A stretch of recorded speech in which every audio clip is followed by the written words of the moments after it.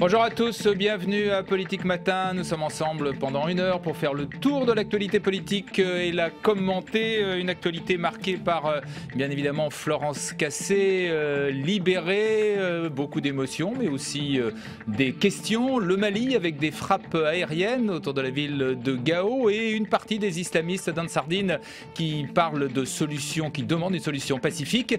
Et puis un sondage qui montre, sondage Ipsos Le Monde, qui montre des crispations et le pessimisme des Français, alors qu'on attend ce soir une nouvelle hausse du chômage pour le 20e mois consécutif. Pour parler de tout ça, eh bien, on va faire le tour de la presse quotidienne régionale avec Elisa Bartholomé.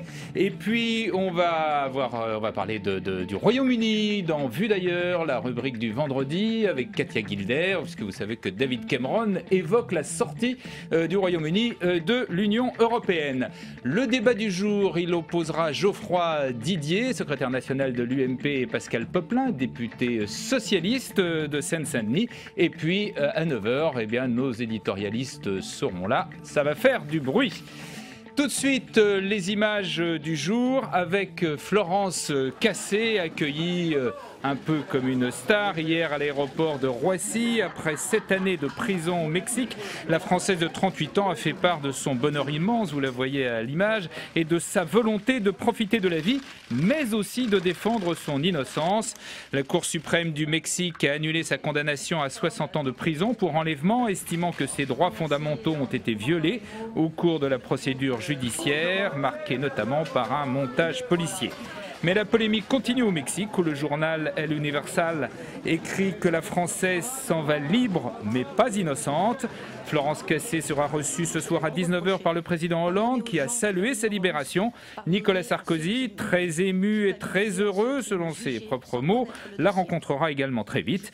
Le président socialiste du Sénat, Jean-Pierre Bel, a vanté la méthode en discrétion de François Hollande, tandis que Brice Hortefeux a loué le volontarisme de Nicolas Sarkozy.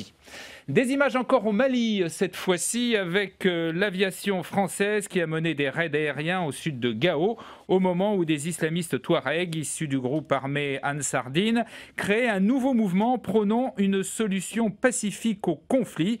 Plus de 2000 soldats tchadiens et nigériens sont en cours de déploiement au Niger. Ils seraient chargés d'ouvrir une nouvelle voie pour aller chasser les groupes islamistes.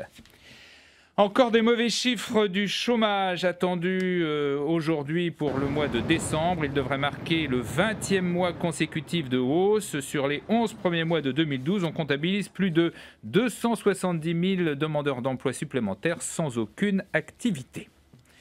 Enfin, Dominique Strauss-Kahn a été confronté hier à une escort girl qui affirme avoir participé à des parties fines dans sa compagnie. C'était à Lille, donc la confrontation. Cette femme surnommée Jade affirme avoir participé à des voyages à Washington et en Belgique, notamment en compagnie de DSK. Mais l'un des conseillers de M. Strauss-Kahn, l'avocat maître Henri Leclerc, s'est refusé à confirmer cette affirmation. Voici Monsieur Maître Leclerc. Voilà pour donc les images du jour. Qu'en dit la presse nationale? Eh bien aujourd'hui en France fait sa une sur le foot français qui est à vendre en difficulté financière. Les clubs de Ligue 1 recherchent de nouveaux investisseurs et puis également à la une du Parisien et aujourd'hui en France, bien évidemment dans l'avion avec Florence Cassé.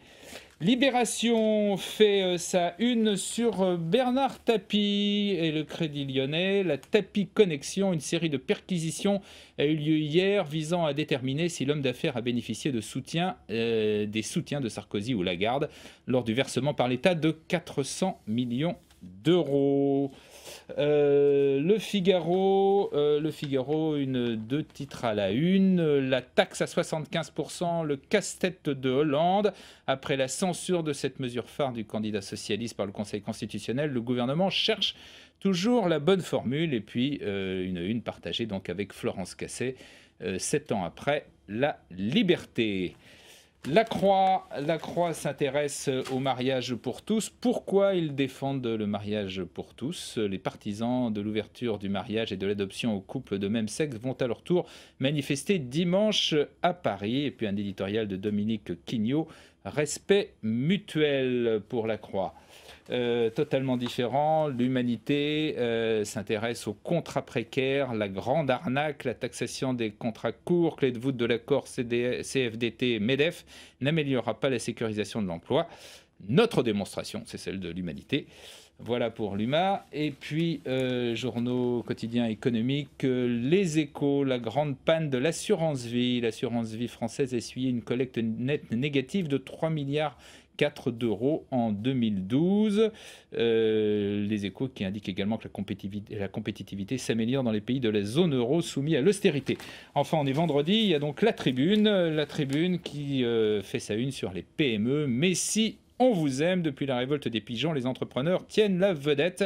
Avec à la une, donc, Fleur Pellerin, la ministre en charge des PME, de l'innovation et de l'économie numérique. Qu'en dit de tout ça la presse quotidienne régionale? On le voit tout de suite avec Elisa Bertholmé. Alors Elisa, bien sûr, Florence Cassé est à la une de très nombreux, sinon de tous les journaux de la presse quotidienne régionale. Et oui, vos journaux racontent la première journée de liberté de Florence Cassé, une journée qui s'apparentait plus en fait à un marathon qu'autre chose. Accueil à l'aéroport par Laurent Fabius, le ministre des Affaires étrangères, conférence de presse, retrouvailles avec ses proches, évidemment. Tout ça sous l'œil des caméras, Florence Cassé n'a pas arrêté.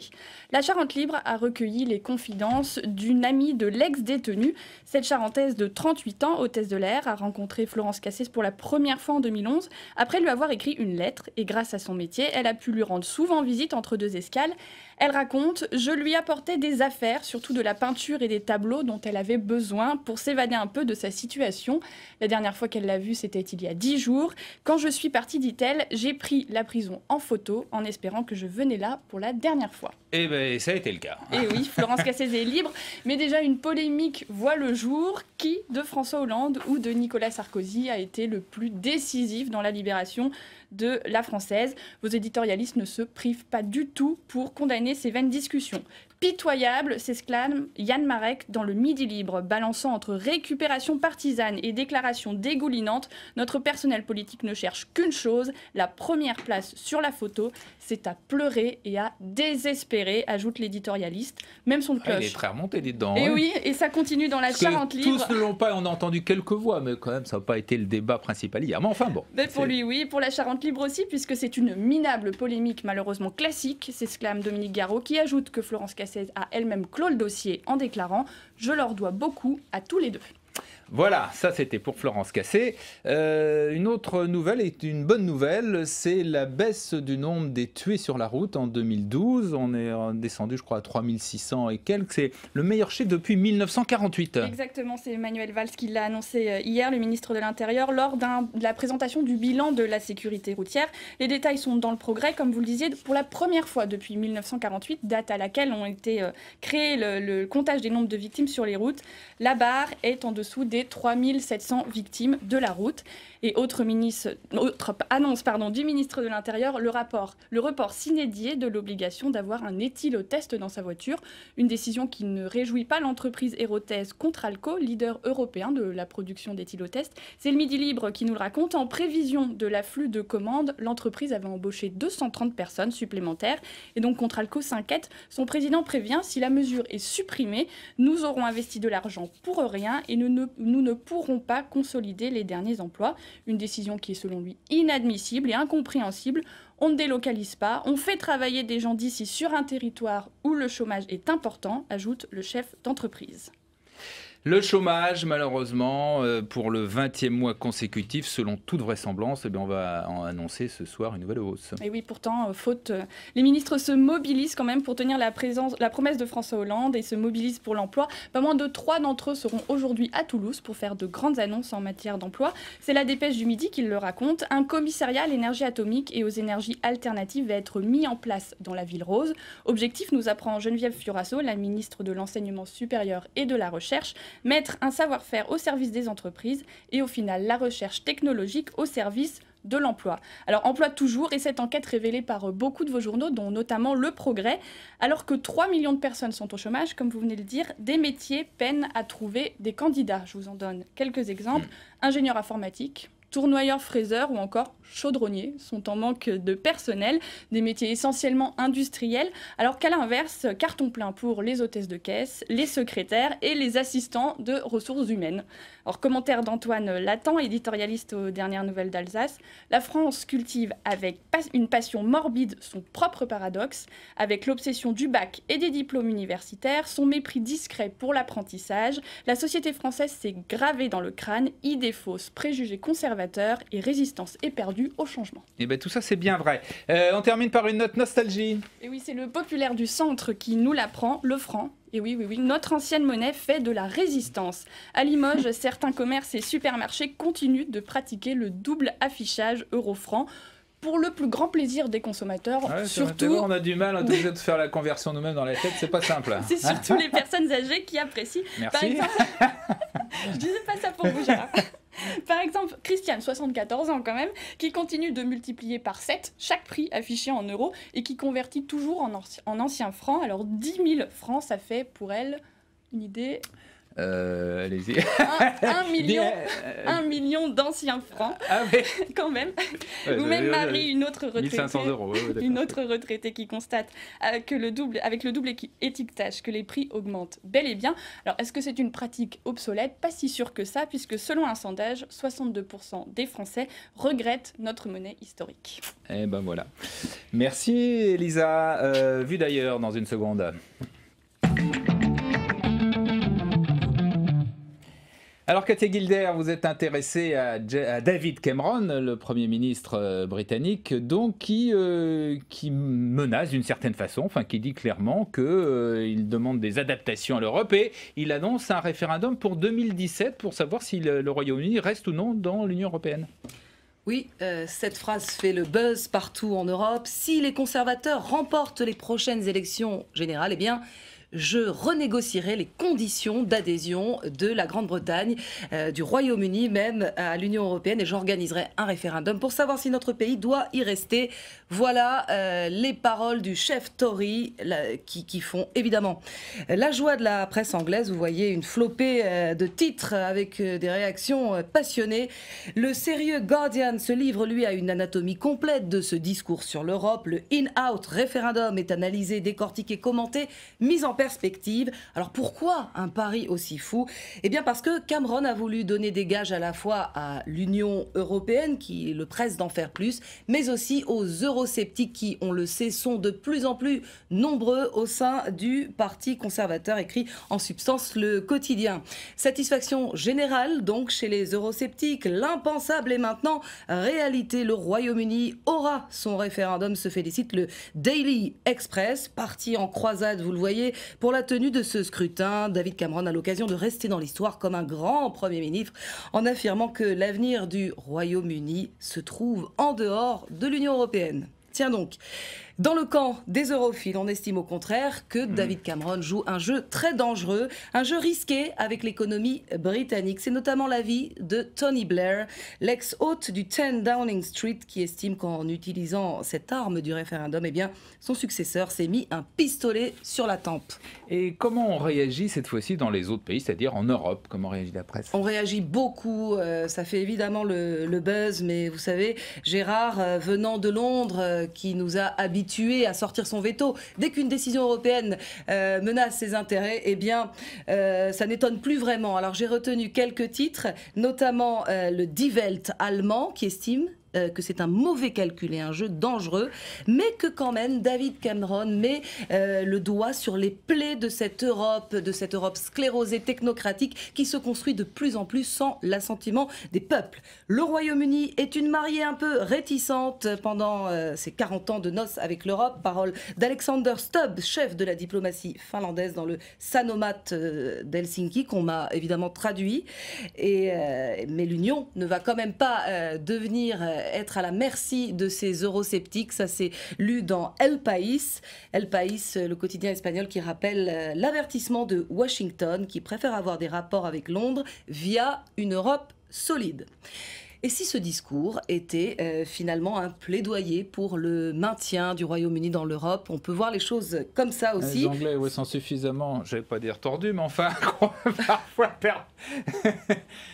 Oui, en tout cas, c'est le sens que donne Philippe Stephens, l'éditorialiste du FT, le Financial Times, à ce nouveau coup de Trafalgar. Il estime que l'histoire retiendra peut-être que David Cameron a engagé le pays dans cette direction en forçant l'Europe à se réformer. Ainsi va la Grande-Bretagne, fière nation insulaire qui aime profiter de l'Europe sans lui payer sa part, mais le Royaume-Uni a quand même peut-être autant besoin de l'Europe que l'Europe a besoin de lui. Rester ou partir, eh bien, le peuple tranchera. Voilà, et Michel Rocard sur ce plateau hier chez Serge Moretti disait s'ils veulent partir, eh bien qu'ils s'en aillent, c'est une excellente nouvelle. Voilà, parce que ça fait quand même 30 ans qu'ils mettent des bâtons dans les roues systématiquement de l'Europe, presque 40 ans. Merci Katia, merci Elisa, le débat tout de suite.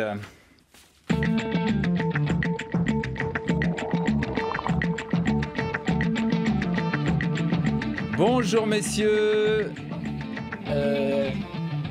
Pascal Poplin, député socialiste de Seine-Saint-Denis, Geoffroy Didier, bonjour. Secrétaire national de l'UMP, animateur de la droite forte. Co-animateur avec Guillaume Pelletier. Co-animateur, c'est vrai, de la droite forte. Beaucoup de sujets dans l'actualité. On commence bien naturellement par Florence Cassé. Bon, qu'est-ce que tout ça vous inspire, avec notamment des questions qui se posent sur était-elle vraiment innocente? Est-ce qu'on n'en a pas fait trop? Qui a joué le rôle le plus important? Et c'est l'action de Nicolas Sarkozy? Est-ce qu'au contraire, l'action plus feutrée de François Hollande? Qui veut attaquer? Pascal Poplin. Moi, je pense qu'on doit se réjouir qu'une de nos compatriotes retrouve la liberté et regagne son pays. Je pense qu'on en fait beaucoup dans le sensationnel et dans l'émotion, et qu'elle mériterait sans doute, après ces épreuves, de pouvoir avoir un peu de quiétude et de retrouver sa famille. Quant au reste, sur les polémiques pour savoir qui, quoi, comment, je crois qu'il y a une continuité de l'État et que chacun a joué son rôle à sa manière, à sa façon, dans les circonstances qui étaient celles qui existaient, et que le reste c'est un peu de l'enfantillage. Je rejoins Pascal Poplin sur le bonheur partagé et collectif que de voir Florence Cassé libérée. Innocente ou pas, je ne sais pas, elle est libre et nous sommes heureux de la voir libre. Après, sur la question de savoir qui de Nicolas Sarkozy ou de François Hollande a le plus et le mieux agi pour obtenir sa libération, je suis d'accord, ce sont des chicayas. J'observe quand même que Florence Cassé a dit Nicolas Sarkozy m'a sauvé la vie, ce n'est pas rien. Et elle a salué aussi la continuité de l'action de François Hollande. J'ai juste regretté que lorsque François Hollande a salué, lui, la libération de Florence Cassé, il n'ait pas eu le mot pour Nicolas Sarkozy, son prédécesseur. J'aurais trouvé ça juste, d'autant plus que Florence Cassé, elle, a eu les mots justes s'agissant de Nicolas Sarkozy. Donc je trouve là une nouvelle démonstration du sectarisme de François Hollande qui me désole, mais qui n'a pas grand-chose à voir finalement avec Florence Cassé. Moi, j'apprécie dans cette affaire la discrétion de François Hollande. Et le fait qu'il ne soit pas précipité pour une mise en scène à l'aéroport et ce genre de choses. Voilà. Pour le reste, je crois franchement que ça ne mérite pas qu'on y passe plus de temps. Alors, on va effectivement changer de sujet, parce qu'il y a beaucoup d'autres sujets. Le mariage pour tous, ça mobilise un peu dans les deux camps, hein, puisque François Hollande reçoit ce soir, à leur demande, il le demandait depuis longtemps, les opposants au mariage pour tous, et que eh bien, les partisans, eux, s'organisent pour une manifestation dimanche. Alors votre position sur, déjà sur cette question du mariage, et puis sur ce que vous pensez de cette mobilisation des uns et des autres, Geoffroy Didier?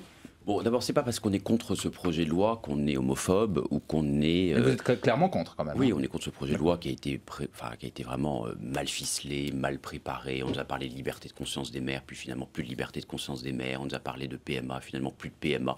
Enfin, c'est l'amateurisme au sommet de l'État, comme François Hollande nous y a habitués depuis près de 10 mois. Bon.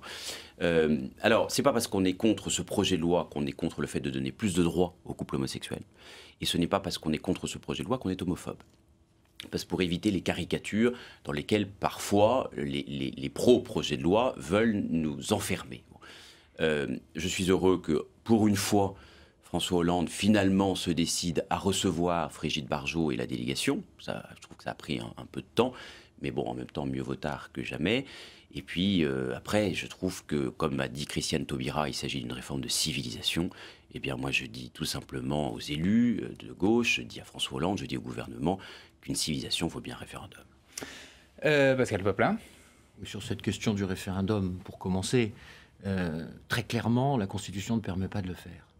Et très clairement, ceux qui ont, y compris, contribué à ce que la Constitution ne permette pas de le faire, c'est y compris des gouvernements de droite. Je me souviens des propos de M. Toubon, en particulier, lorsque cette question de qu'est-ce qu'on met dans le champ du référendum a été posée, a clairement dit que sur ces questions, il n'était pas de bonne politique. Il n'était pas de bon fonctionnement de la démocratie de convoquer le peuple pour répondre en des matières aussi complexes, simplement par oui ou par non. Pour le reste, je laisse à Geoffroy Didier son point de vue sur l'amateurisme supposé. Moi, je travaille sur ce texte, je ne suis pas en première ligne, mais je suis membre de la commission des lois. Le travail préparatoire du gouvernement, les auditions, l'examen en commission des lois pendant presque 30 heures de débat a permis d'aller au fond sur cette question. Et je pense qu'il y a... Et tout ça, ça se fait entre vous. C'est vrai que ça se fait un peu entre nous, parce que les parlementaires de l'UMP ont été souvent dans la rue, assez peu présents dans le travail technique sur ce texte, que ce soit des auditions... Vous êtes contre le fait que le peuple français dise oui ou non à une réforme qui vient quand même bousculer les traditions et qui vient bousculer même la notion même que chacun se fait de la famille. Vous êtes contre? Je suis pour qu'on respecte la Constitution. Parce que quand on est parlementaire de la République, on considère... Enfin, moi, je considère qu'on doit respecter la loi et la loi fondamentale. Je vais vous dire quelle est la loi. C'est que le Conseil constitutionnel a dit clairement dans une jurisprudence qu'on ne pouvait pas, qu'il n'était pas compétent pour contrôler la conformité à la Constitution d'une loi qui justement est référendaire. C'est-à-dire que si concrètement François Hollande veut utiliser l'article 11 de la Constitution pour savoir si effectivement les Français sont d'accord ou non avec cette réforme, le Conseil constitutionnel ne s'estime pas compétent pour contrôler la conformité de la Constitution à cette loi. Donc concrètement, si François Hollande veut le faire, il peut le faire, et ne vous masquez pas derrière ces arguments prétendument juridiques pour en fait masquer votre manque de volonté politique. Et pardon, mais Jacques Toubon, avec tout le respect que je lui dois, n'est pas un constitutionnaliste. Donc regardez la jurisprudence du Conseil constitutionnel, il n'est pas constitutionnaliste. Regardez les articles des constitutionnalistes. Pascal Popelin répond. Ce que vous dites, c'est que vous proposez de réitérer ce que le général de Gaulle a fait en 1962, c'est-à-dire de ne pas appliquer la Constitution en considérant que le Conseil constitutionnel, derrière, ne pourra rien faire contre cela. Eh bien, moi, je ne partage pas cet avis. Et sur le fond, pour rester sur des arguments juridiques, je le répète, je considère que ce type de matière, ce type de débat, justifie pleinement le rôle et le travail du Parlement, et que ça n'est pas dans une consultation directe par une forme de vote plébiscitaire sur lequel on ne répond jamais véritablement à la question. Mais ça fait différence entre nous sur la conception de ce que doit être la République. Je ne suis pas favorable au référendum en toutes circonstances, et en tout cas pas sur les questions de société. Donc le référendum sur le quinquennat, c'était une bonne chose. Le référendum sur la Nouvelle-Calédonie, c'était une bonne chose. C'était l'organisation des pouvoirs publics et la famille, qui quand même, c'est pas non plus un sujet totalement anodin dans notre société. Ça, vous êtes contre. C'était le fonctionnement. Allez l'expliquer à vos électeurs, à mon avis, ils apprécieront. On change peut-être de sujet, sous parce qu'un autre sujet qui est tout à fait intéressant, c'est le sondage que vous avez vu, j'imagine, donc Ipsos Le Monde, qui montre des Français extrêmement pessimistes, extrêmement inquiets. Alors, en gros, ils sont convaincus que la France, qu'il y a un déclin inéluctable de la France. Ils sont très inquiets face aux menaces de l'islam, de la mondialisation, face à l'immigration. Ils réclament plus d'autorité, un vrai chef. Ça doit vous plaire, vous, quelque part, Geoffroy Didier, non ? Ça ne me plaît pas de voir les Français inquiets. Mais surtout, il faut savoir pourquoi ils sont inquiets. Ils sont d'abord inquiets parce que nous sommes confrontés... crispés même. Hein, crispés, vraiment, nous sommes confrontés à la crise économique la plus grave depuis 1945 ou peut-être même depuis 1929. Donc on peut comprendre leur inquiétude, leurs angoisses qui sont légitimes, et on peut comprendre aussi leurs besoins de protection.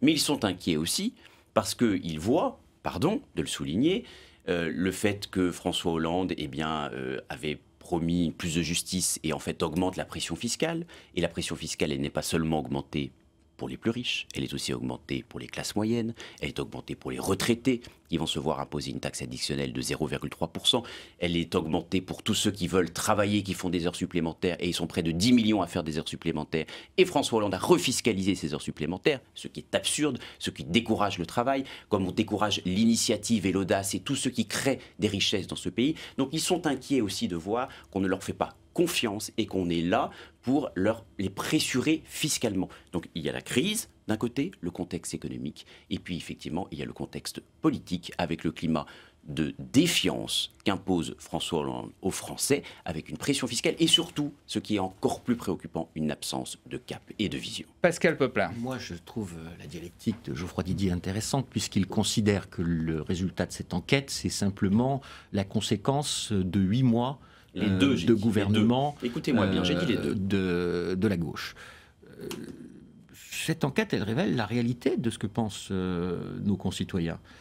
Mais je ne pense pas qu'elle révèle la vérité de la situation, y compris sur l'appréciation qu'ils portent sur les responsables politiques, sur les médias. Les politiques sont quand même très très mal tous, de façon générale. Rassurez-vous, les journalistes aussi. Les journalistes aussi, absolument. Et donc, je crois que c'est un phénomène qui n'est pas nouveau. Moi, je me suis engagé dans la vie publique quand j'avais 18 ans. Et déjà, c'était pas à la mode, c'était pas bien vu, c'était pas tendance. Je crois qu'il faut qu'on ait la capacité de réinscrire le temps long dans le quotidien. On vit dans un monde où on a les chaînes infos qui doivent nourrir en permanence l'actualité, on a le web, on a même les tweets.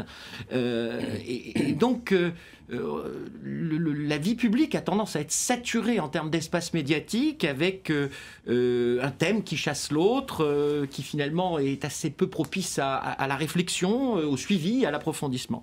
Eh bien, moi je dis qu'il faut qu'on travaille autrement, et c'est le choix qu'a fait le gouvernement, s'engager sur la durée.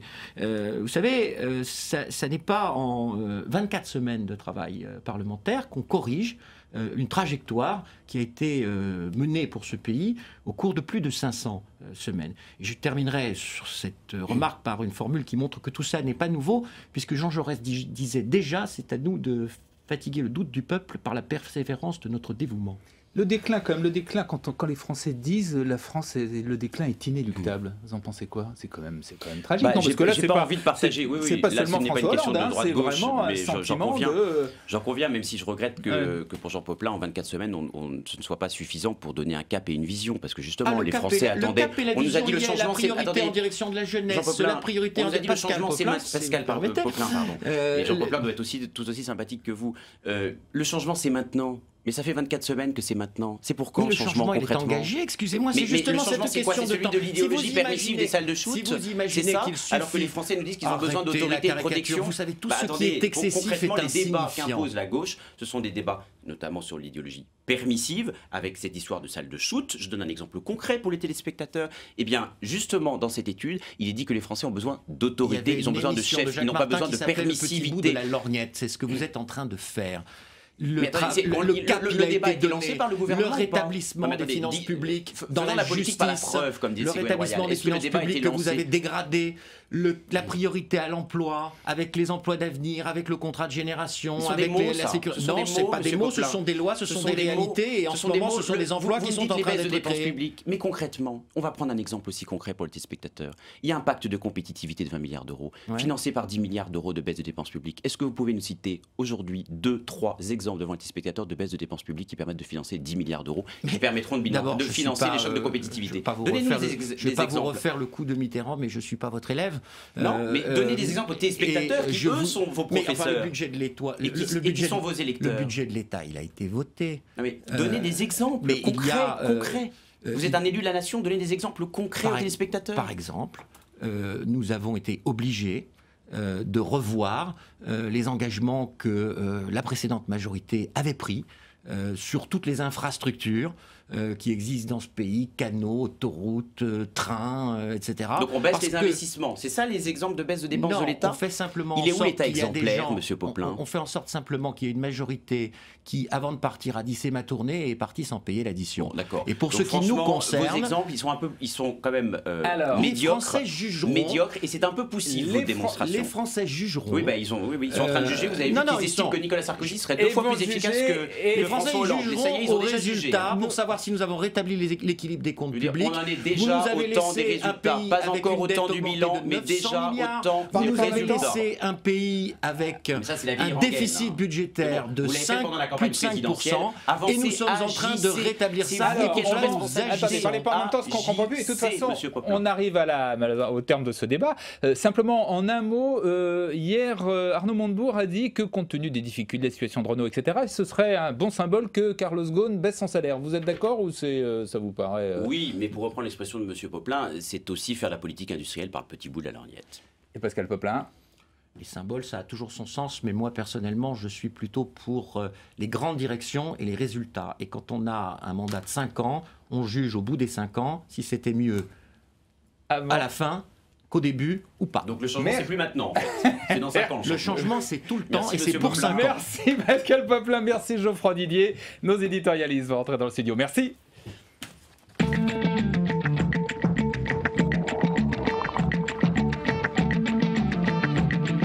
Voilà, ils entrent dans ce studio, Stéphane Sahuc, Raphaël Steinville, Bruno Pelletier et Philippe Laby. Bonjour messieurs, bien évidemment à la une, l'affaire Florence Cassé, la liberté pour Florence Cassé. Je vous propose tout de suite un sujet de Jérémy Hartmann et ensuite on commente. Il est 13h38 à Roissy, l'avion d'Air France vient d'atterrir, avec à son bord celle que tout le monde attend. Florence Cassé apparaît enfin dans la passerelle, accueillie par ses parents et par le ministre des Affaires étrangères, Laurent Fabius. La jeune femme pose le pied sur le sol français, enneigé, après 7 ans de prison au Mexique. Tout sourire, encore un peu hagard, Florence Cassé n'a semble-t-il pas encore complètement atterri. Après des retrouvailles dans l'intimité avec sa famille, elle vient répondre aux journalistes, encore sur son petit nuage.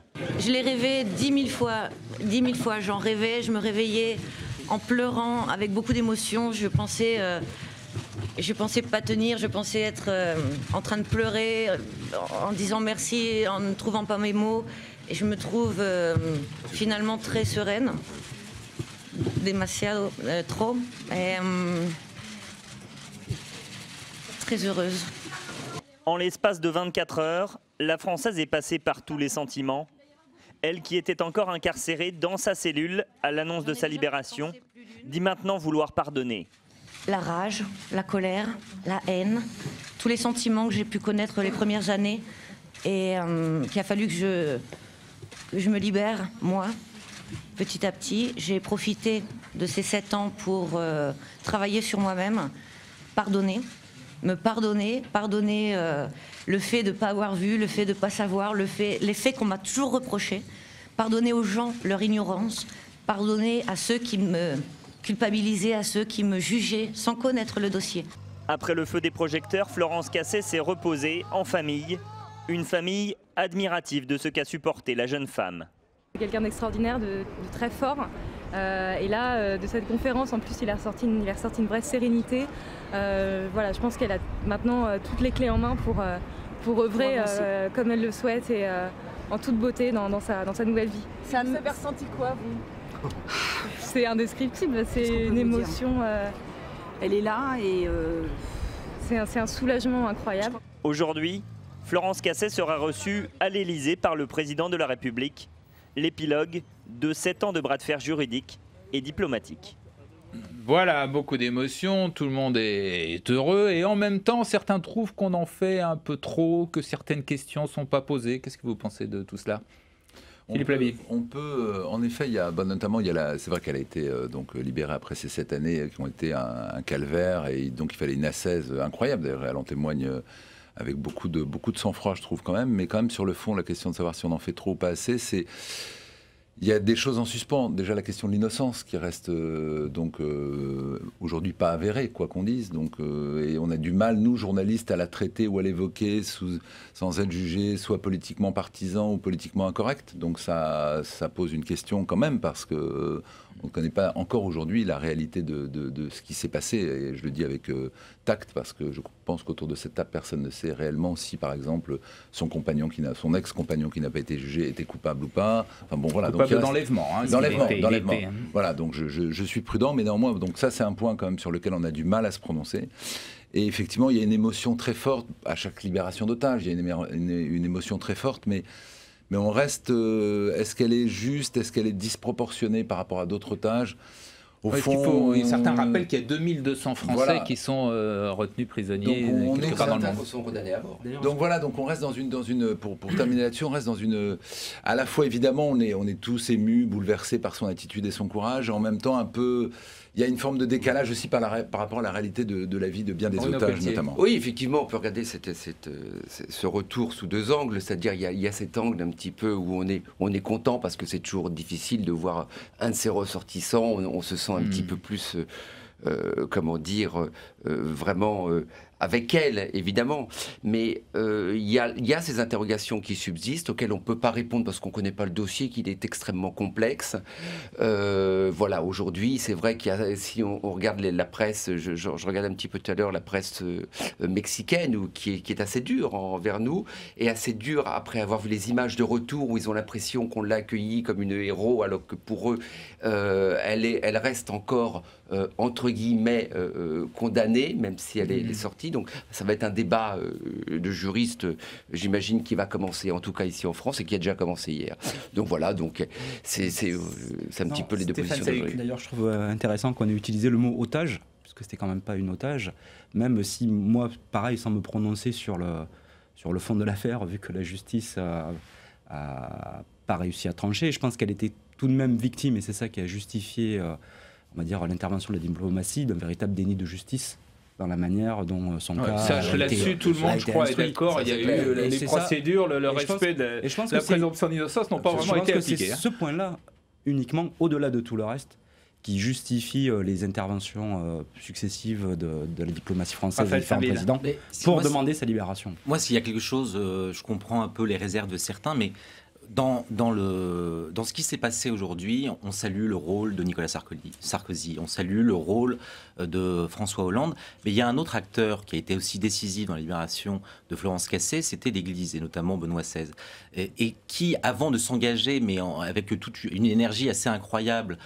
pour faire en sorte que sur place, l'Église aussi joue son rôle, il y a eu une enquête qui a été réalisée par le Saint-Siège, avec 27 enquêteurs qui ont enquêté, des criminologues, et donc ils sont arrivés, avant de déployer toute leur énergie pour justement parvenir à cette issue, ils ont d'abord voulu savoir si Florence Cassé était innocente ou pas. Ils sont arrivés à cette conclusion qu'elle était innocente. Donc moi je veux bien, je ne connais pas le dossier, le fait est que l'Église, qu'on sait extrêmement prudente, et au bout de plusieurs mois d'enquête, est parvenue à ce résultat-là. Mais moi j'ai juste un truc là-dessus, parce que ce que je disais tout à l'heure sur le déni de justice, à mon avis, c'est le fond de l'affaire. C'est-à-dire, qu'elle soit coupable ou innocente, la manière dont elle a été jugée, qui ne respectait pas ses droits, justifiait qu'elle ne passe pas 7 ans en prison. Ouais, ça a été, après, est-ce que derrière, la justice mexicaine va rouvrir l'enquête? Ça, je ne sais pas. Mais en tout cas, sur le cas précis de ça, à mon avis, il faut repartir du point de départ de l'affaire. Absolument, c'est le cœur du débat. C'est-à-dire, il y a un déni de justice, elle a été emprisonnée dans des conditions... Un montage avec la télévision. La télévision, on a revu ces images, c'est absolument incroyable, donc de son arrestation. Oui, c'est cette année... la totalité. Donc, mais revenons quand même, et vous avez raison d'insister là-dessus, aujourd'hui, il y a un abandon, il y a suspension des charges, donc il n'y a plus de charges qui pèsent contre elle. Pardon, mais en revanche, sur la question... qu'on le veuille ou non, la question de l'innocence n'a pas été aujourd'hui prononcée. D'ailleurs, l'opinion publique mexicaine, pour reprendre ce que vous disiez, il y a un sondage quand même qui est assez terrible, où une grande majorité des Mexicains sont extrêmement choqués de cette libération. Donc on est obligé de l'entendre. La question des enlèvements au Mexique, c'est vrai. C'est un sujet essentiel, qui est épidermique. Des vrais gangs, des très très nombreux enlèvements. Un mot peut-être sur le petit début, ce qu'il ne faut pas non plus exagérer, la polémique n'est pas énorme, mais quand même entre ceux qui disent c'est le volontarisme de Nicolas Sarkozy qui a payé, les autres qui disent au contraire c'est la discrétion, la diplomatie plus feutrée, plus discrète de François Hollande. Qu'est-ce que ça a lieu d'être, cette polémique? Non, je pense qu'elle n'a pas lieu d'être. C'est effectivement les deux. Sans l'énergie que Nicolas Sarkozy a mis pour médiatiser justement le cas Florence Cassé, il est probable que François Hollande, derrière, n'ait rien fait. Il a fallu d'abord parfois aller jusqu'à un choc frontal et des incompréhensions du côté du Mexique et de la France, mais il a fallu ça. Ça n'a pas été, les résultats n'ont pas été là, mais ça a produit des effets à long terme. En effet, mais bon, quand même, quand on reprend l'ordre, enfin la chronologie, au début, Nicolas Sarkozy, le dossier, il ne le sort pas tout de suite, enfin il s'y attelle pas tout de suite, lui et son équipe, il n'est pas tout seul. Après, évidemment, il s'en empare avec l'énergie qu'on lui connaît, c'est-à-dire effectivement avec véhémence, y compris avec Calderón, ça devient un vrai sujet. Il y a une polémique entre la France et le Mexique qui rentre vraiment dans le cœur du dossier avec cette espèce de force de conviction qui est la sienne. Et puis après, il y a François Hollande qui gère autrement les choses, puisqu'il dit, une déclaration qu'il fait, il fait confiance à la justice mexicaine. Donc il le fait autrement pour justement essayer d'aller dans une phase un peu plus diplomatique. Mais au fond, alors Hollande n'a pas remercié Sarkozy, donc ça a gêné. En même temps, il a cité personne. Mais il a cité personne. Mais c'est une forme de continuité de gestion du dossier. Donc là-dessus, et il y a une autre personne quand même qu'on n'a pas citée, c'est l'ambassadeur au Mexique, Monsieur Parfait, qui a fait un boulot extraordinaire. C'est lui, comme son nom l'indique. Ouais, comme son nom l'indique, qui était vraiment à la manœuvre. Oui, enfin, c'est vraiment la conjonction des deux, je crois, des deux méthodes qui a fait. Oui, donc voilà, beaucoup de personnes y ont contribué. Voilà, c'est une équipe. On parlait même du pape tout à l'heure. On change de sujet. Ça, c'est beaucoup moins consensuel. C'est le mariage pour tous, avec des initiatives. Aujourd'hui, Brigitte Bardot reçue à l'Élysée, une grande manifestation dimanche. Enfin, une manifestation dimanche, une manifestation cette fois-ci des partisans du mariage. Je vous propose tout de suite un sujet de Rim Benhammer sur Franck Riester, qui est l'un des presque seul, en fait ils sont 2 ou 3 avec Benoît Apparu, qui défend le mariage pour tous dans une réunion en région parisienne. Direction le Perreux-sur-Marne en banlieue parisienne. Franck Riester se rend à un débat sur le mariage pour tous, le député devenu en quelques mois l'une des rares voix à droite à défendre la réforme. Mais non, il le répète, il ne se sent absolument pas seul au sein de l'UMP. Une grande famille politique moderne doit absolument faire en sorte que le débat existe, et il existe au sein de l'UMP en se respectant les uns et les autres. Unité affichée donc. L'homme veut aussi être le porte-voix d'une minorité silencieuse à droite. Il y a un grand nombre d'électeurs, de militants, de sympathisants qui sont favorables au texte et qui me disent nous sommes de droite et nous soutenons le texte. Ils ne sont pas tous homosexuels. Alors, c'est par là. Face à Franck Riester, Hervé Mariton, figure médiatique de la lutte contre le mariage homosexuel.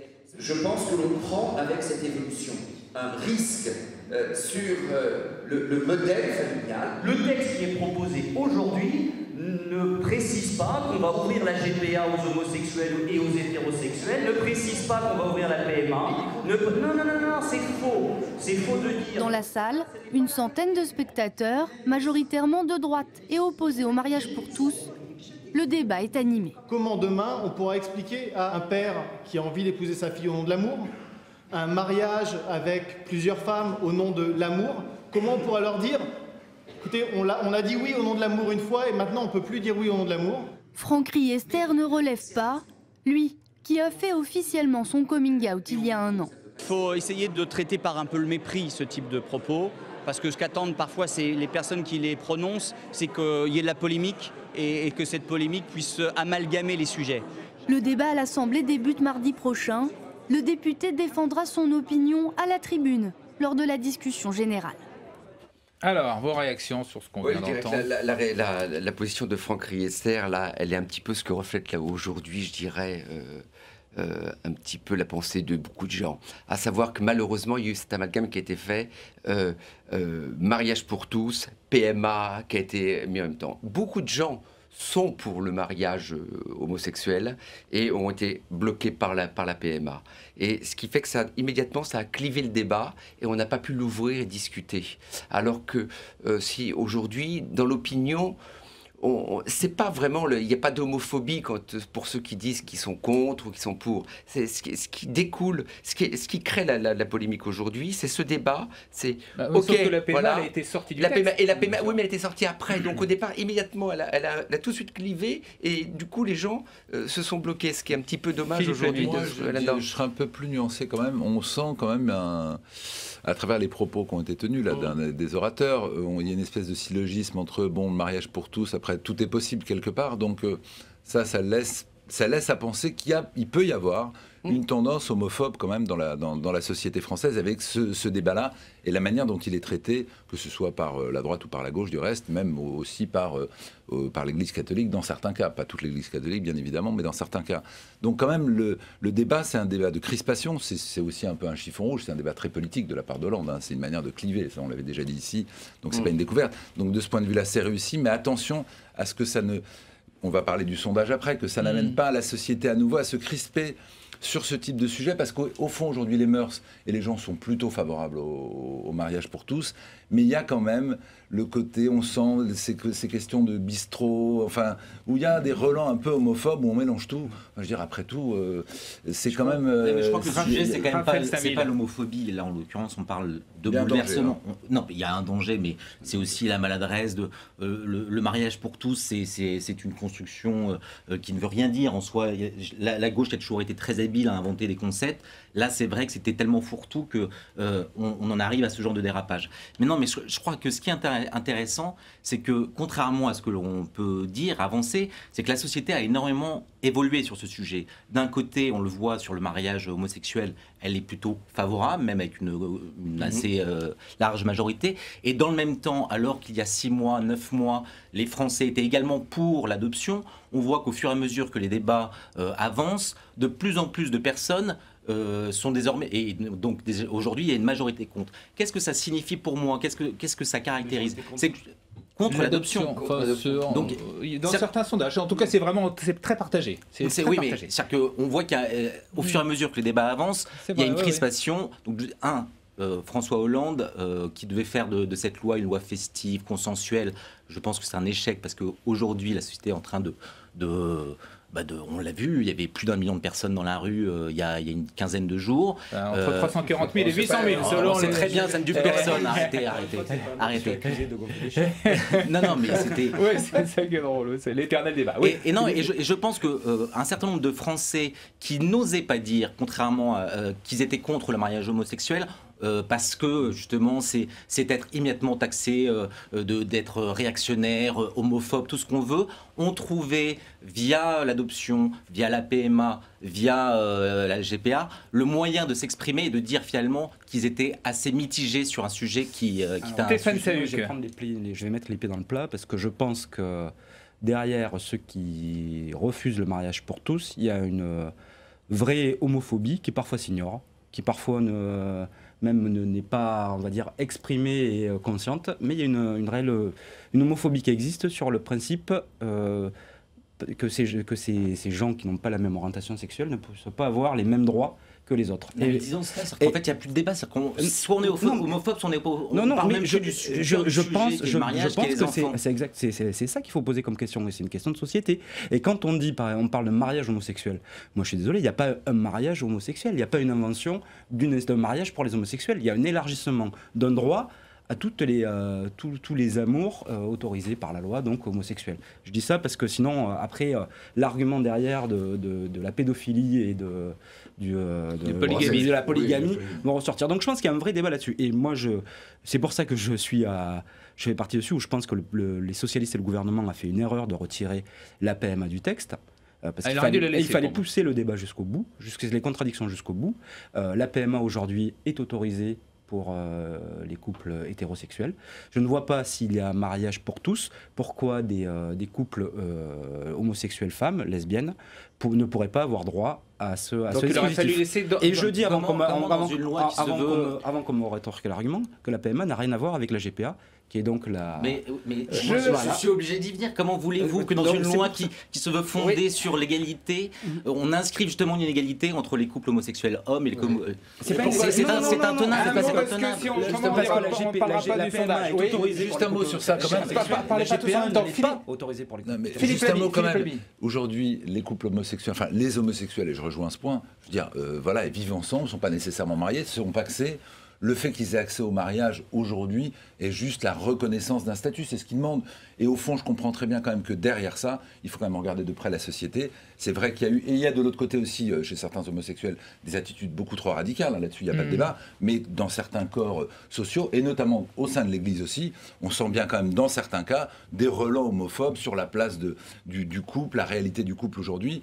Et là-dessus, c'est un débat qui mérite d'être posé. Alors regardons, parce que vous en parlez, regardons la société. Qui sont posés par l'UMP sur la loi, il faut aller les lire. Oui, on y reviendra. Je voudrais qu'on dise quand même un mot de ce sondage donc il sauce Le Monde qui montre des Français très très très crispés, très pessimistes, convaincus que la France est dans un déclin inéluctable, que la mondialisation comme l'immigration sont des menaces graves, qu'il manque à la France un vrai chef et de l'autorité. Qu'est-ce que vous pensez de tout ça ? Moi, je pense qu'il y a une chose quand même qui est très troublante. Il y avait Philippe Solers qui avait fait un papier il y a très longtemps, un très bon papier dans Le Monde, il doit y avoir 2-3 ans, qui s'appelait La France moisie. La France moisie, c'est fait, oui. Je crois que c'était un peu plus ancien, ça va être en 2002. Voilà, c'est ça, mais c'est un papier qui avait fait date quand même, qui était très bien fait. Et en effet, on sent quand même une crispation de la société française sur l'immigration, sur effectivement le chômage, ça c'est normal, mais quand même sur notamment la question de l'islam. Je vais m'arrêter 30 secondes là-dessus. Pourquoi ? Parce qu'effectivement, il y a une montée des intégrismes et des djihadistes, etc. Mais on sent quand même, et là, nous, je pense qu'on a une responsabilité, sérieusement, dans la manière dont on parle de l'islam notamment, parce qu'on voit une montée d'une forme sur les étrangers quand même. Il y a plus de 70% qui veulent que les étrangers considèrent qu'il y a trop d'étrangers en France. Donc ça pose quand même une question de la manière dont on parle des étrangers en France, qui ont quand même participé à la construction de ce pays. Donc honnêtement, ça ne me paraît pas être une mince question. La France moisie qui se replie un peu sur elle, qui devient comme ça ratatinée sur elle-même, c'est extrêmement dangereux et c'est pas le modèle français et c'est pas l'école de Voltaire. Raphaël Saint-Ville. Non, mais je crois qu'avant de parler de la France moisie, avant de parler de cette France xénophobe, populiste. J'ai pas dit ça. Non, mais bien sûr, mais en fait, ça revient à ça. Non, mais tous les ingrédients. Oui, mais en fait, je crois que disant cela, on s'exonère de la responsabilité des élites, de la responsabilité qui ont concouru finalement à ce que tous les ingrédients soient là pour que les Français soient exaspérés, pour que la colère se cristallise sur quelques-uns. Donc, je crois que les politiques, les médias, bien sûr, ont une immense responsabilité et d'ailleurs, c'est traduit dans les faits. Il y a une défiance à l'égard des politiques, une défiance à l'égard. Et je crois que c'est d'abord nous qui sommes responsables de cette situation-là, plutôt que ceux qui...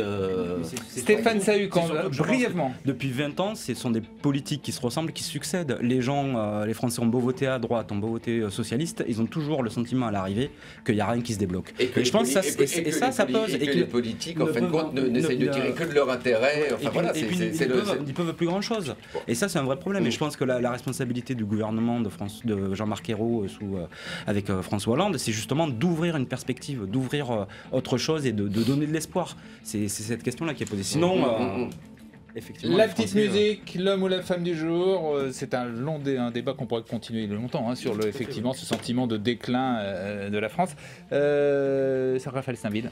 Hier soir, il y avait un débat entre Arnaud Montebourg et Laurent Wauquiez. Vous vous souvenez de Montebourg qui disait « Voici venu le temps des jeunes lions ». Et hier soir, moi j'avais l'impression que le jeune lion était mort et qu'il y en avait un autre qui finalement existait peut-être davantage que lui. C'était Laurent Wauquiez. Et ce qui est assez amusant, c'est qu'à droite, aujourd'hui, on n'entend quasiment plus que lui, Jean-François Copé. Donc c'est Laurent Wauquiez, votre ami du jour. Exactement. Qui est donc, vous pensez, qui incarne la relève dans la séquence, je trouve qu'il joue extrêmement bien et extrêmement habilement. Il a effacé presque Luc Châtel, qui est co-vice-président, et on ne voit plus que lui. Voilà.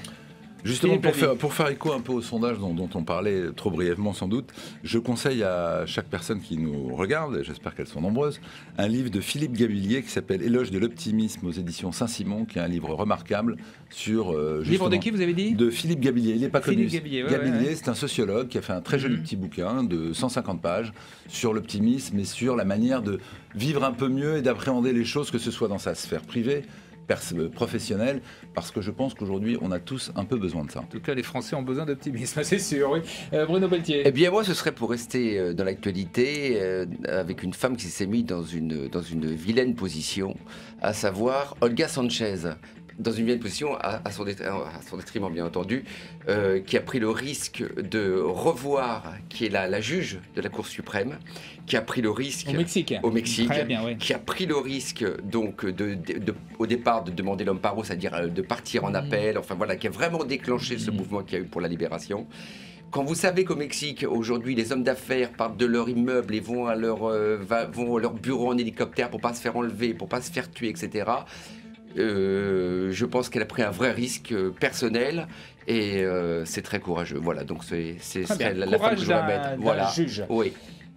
Stéphane Sahuc. On a parlé de Lyon, moi j'ai parlé de Taureau avec Jack LaMotta qui sort une autobiographie, j'ai oublié la maison d'édition, qui est passionnante. C'est vraiment un bout de l'histoire des États-Unis qui est raconté par ce personnage qui est un personnage extraordinaire avec un parcours extraordinaire. Je pense que vous avez tous vu le film Raging Bull, d'où la référence au Taureau. C'est le titre aussi de cette autobiographie et je la conseille à tous ceux qui aiment et la boxe et les histoires d'hommes, on va dire, et les États-Unis. C'est vraiment quelque chose à... Voilà, et on voit la une de l'Humanité qui est donc sur la guerre au Mali, au-delà de la guerre, ce que les Maliens attendent de la France. Voilà, moi, mon homme du jour, c'est Alain Scoff. C'est un comédien dont vous vous souvenez peut-être, qui était l'un des héros de l'émission de Colaro, qui a écrit un très beau livre aussi qui s'appelait Le Pantalon Rouge sur la guerre de 14, dont Yves Boisset avait tiré un film. Eh bien, il est mort, malheureusement, à 60 et quelques années. On aurait pu dire un mot, Gérard, pardon, d'Olivier Chevrillon, l'un des cofondateurs du Point. Oui, exactement. Olivier Chevrillon, un des cofondateurs du Point, qui lui aussi vient de disparaître, absolument. Merci à tous. Dans un instant, j'aimerais vous y voir, la députée de la Vienne, Véronique Massonneau, à Pôle emploi. Bon week-end à tous. Ce lundi, vous retrouvez Patrick Chen.